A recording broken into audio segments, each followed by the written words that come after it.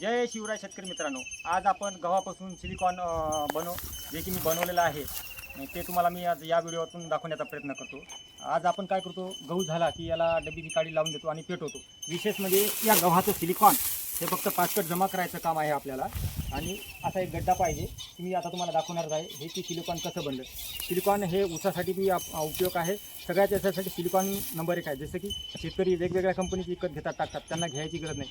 माझं एकच शेतकऱ्यांना थोडक्यात सांगायचं म्हणजे की ऑर्गॅनिक पद्धतीनं सिलिकॉन घरच्या घरीच बना, तुमचे पैसे बी वाचेल आणि जमिनीचं आरोग्य पण त्याच्यातून चांगलं राहील। गव्हा आपण जनरली महाराष्ट्रात गहू डबीची काडी लावूनच देतात।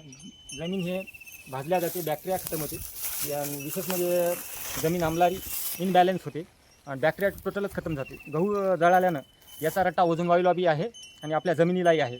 यालाच कंपोस्टिंग करून फक्त एवढीच मेहनत आहे की एका एकरात मे बी 7-8 फाऱ्या होतील, 1 किलोची एक फारी बनते।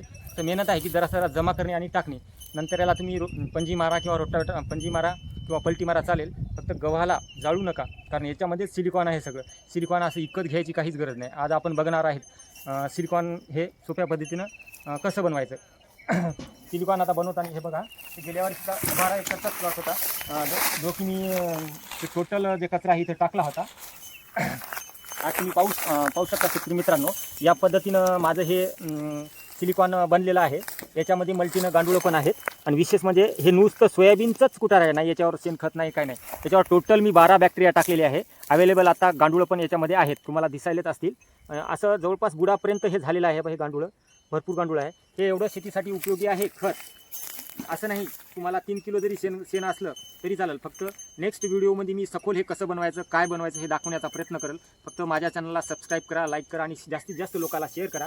विशेषतः माझा एक अनुरोध आहे, पलाटी एक आपण जे जाळतो ते जाळू नका, गव्हाला कधी जाळू नका, ऊसाचा पातकटसुद्धा जाळू नका, जेणेकरून आपले बॅक्टेरिया जशाला ते जमिनीत राहतील। विशेष म्हणजे ओझोन वायूचा रट्टा जो आहे, म्हणजे त्याला छिद्र पडायले, त्याची थिकनेस कमी व्हायली, पर्यावरणाला बी याचा आपल्याला सपोर्ट होईल। त्याचा धूरमधून जे कार्बन डायऑक्साईड हे असे विषारी जे हे सुटतात ते सुटत नाहीत। जास्तीत जास्त याचं कंपोस्टिंग करा, सेंद्रिय जमिनीत कर्ब वाढा, जाळूच नका। कारण माझं जवळपास 7-8 वर्षापासून मी हेच करायलो, तर माझी जमीन बॅलन्स झालेली आहे। असं नाही इकडं सगळीकडेच हेच प्रॉब्लेम आहे, हे सगळीकडे हेच आहे। हे बघा, असं सुंदर प्रकारचं हे खत झालेलं आहे की हे सिलिकॉन बेस आहे, नंबर 1 झालेलं आहे। बघा हे बघा, हे नाही याच्यावर शेणखत नाही, फक्त बॅक्टेरियाच आहे। आणि अशा प्रकारचं सुंदर हे झालेले आहे। त्याच्यामध्ये ऑलरेडी गांडूळ आहेच।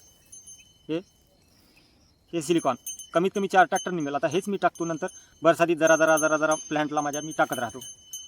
धन्यवाद शेतकरी मित्रांनो। जास्त